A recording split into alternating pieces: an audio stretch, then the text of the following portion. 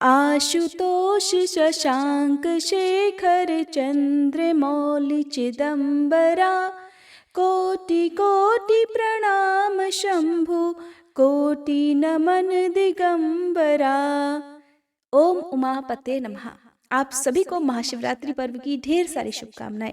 मैं हूँ राधिका और आप सभी का हमारे YouTube चैनल व्रत कथा विधि पर बहुत बहुत स्वागत है। आज के शुभ अवसर पर आप सुनेंगे महाशिवरात्रि व्रत कथा। और अगर आज की ये कथा आपको पसंद आती है तो प्लीज वीडियो को लाइक करके, हो सके तो हमारे चैनल को जरूर सब्सक्राइब कीजिएगा, ताकि समय समय पर आपको इसी तरह की और अन्य कथाएं हमारे चैनल पर सुनने को मिलती रहे। पौराणिक कथा के अनुसार एक बार चित्रभानु नामक एक शिकारी था। पशुओं की हत्या करके वह अपने परिवार को पालता था। एक बार वह एक साहूकार का ऋणी बन गया, लेकिन ऋण समय पर ना चुका सकने पर क्रोधित साहूकार ने उसको शिव मठ में बंदी बना लिया। जिस दिन बंदी बनाया, संयोग से उस दिन शिवरात्रि थी। बंदी रहते हुए वह शिकारी मठ में शिव संबंधी धार्मिक बातें सुनता रहा। वहीं पर उसने शिवरात्रि व्रत की कथा भी सुनी। संध्या होने पर साहूकार ने उसे बुलाया और ऋण चुकाने के लिए पूछा। तब शिकारी ने अगले दिन सारा ऋण चुका देने का वचन दिया। साहूकार ने उसकी बात मान ली और उसे छोड़ दिया। शिकारी जंगल में शिकार करने के लिए निकला, लेकिन दिन भर बंदी गृह में रहने के कारण वह भूख और प्यास से अति व्याकुल था।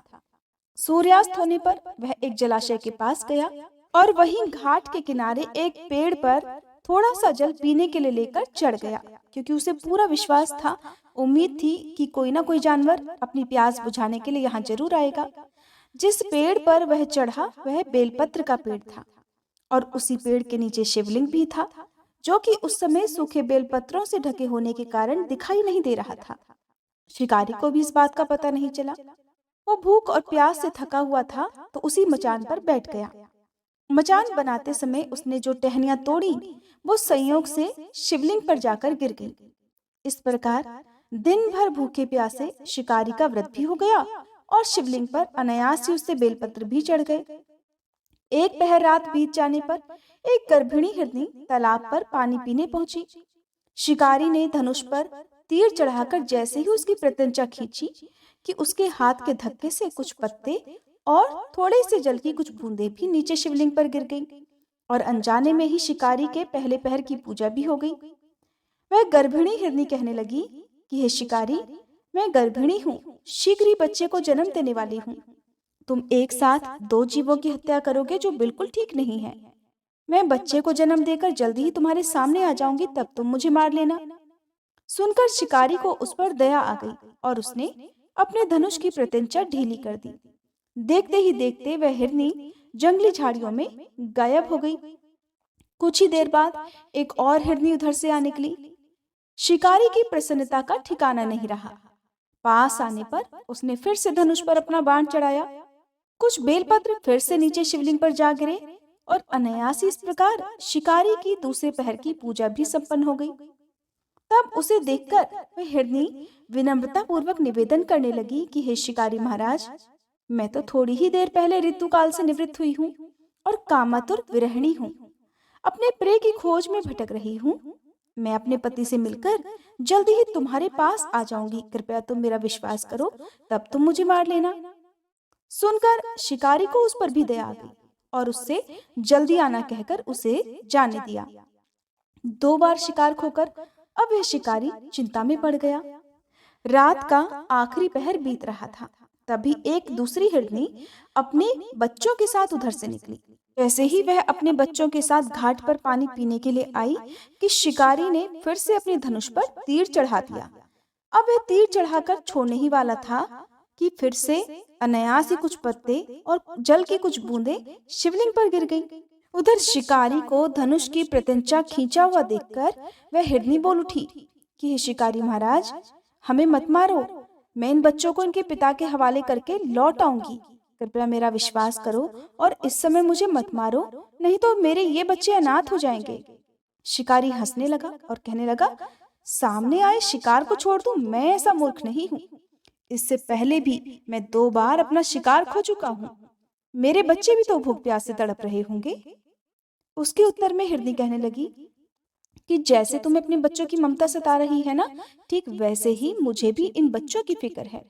इसलिए सिर्फ इन बच्चों के नाम पर ही मैं थोड़ी सी देर के लिए तुमसे जीवन दान मांग रही हूँ। कृपया मेरा विश्वास करो, मैं इन्हें इनके पिता के पास छोड़कर जल्दी वापस आ जाऊंगी। हिरनी का दीन स्वर सुनकर शिकारी को उस पर भी दया आ गई और उससे भी जल्दी आना कहकर उसे भी छोड़ दिया। इधर शिकार के अभाव में बेल वृक्ष पर बैठा शिकारी बेलपत्र तोड़ तोड़कर क्रोध में नीचे फेंकता जा रहा था। अनजाने में उससे तीसरे पहर की पूजा भी स्वतः ही संपन्न हो गई।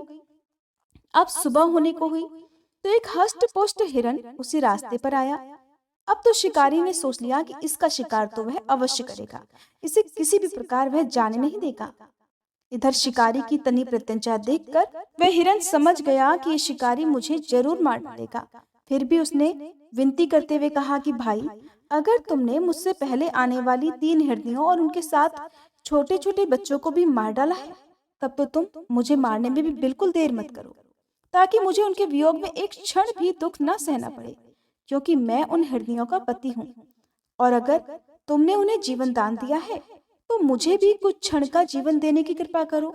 मैं वचन देता हूँ कि उन सब से मिलकर मैं जल्दी ही तुम्हारे सामने उपस्थित हो जाऊंगा। हिरन की बात सुनकर शिकारी ने सारी बातें उस हिरन को सुना दी। इधर जैसे ही शिकारी ने फिर से प्रत्यंचा खींची थी कि अनायास ही फिर से कुछ बेलपत्र और जल की कुछ बूंदें शिवलिंग पर गिर गई। अनजाने में ही चौथे पहर की पूजा भी उससे संपन्न हो गई। सारी बात जानकर हिरन कहने लगा, हे शिकारी महाराज, कृपया मेरा विश्वास करो। मेरी तीनों पत्नियां जिस तरह से तुम्हें विश्वास दिलाकर गई हैं, वे मेरी मृत्यु के बाद अपने धर्म का पालन बिल्कुल भी नहीं कर पाएंगी। इसलिए जैसे तुमने उन्हें विश्वास पात्र मानकर छोड़ा है, वैसे ही मुझे भी जाने दो। मैं उन सब के साथ तुम्हारे सामने जल्दी ही उपस्थित हो जाऊंगा। दिन भर उपवास, रात्रि जागरण और शिवलिंग पर बेलपत्र चढ़ने से उस क्रूर शिकारी का हिंसक हृदय निर्मल हो गया था। उसमें भगवत भक्ति का वास हो गया था। उसका कठोर हृदय अब कोमल भावों से भर गया था। उसके हाथ से धनुष और बाण छूट गया और उसने उस हिरन को भी जाने दिया। किंतु वह क्या देखता है कि थोड़ी ही देर बाद वह हिरन अपने पूरे परिवार सहित उस शिकारी के सामने उपस्थित था। इसलिए उपस्थित था ताकि वह उनका शिकार कर सके। किंतु जंगली पशुओं की ऐसी सत्यता, सात्विकता और आपसी सामूहिक भावना देखकर उस शिकारी को खुद से बड़ी ग्लानि हुई। उसकी आंखों से आंसू की झड़ी लग गई।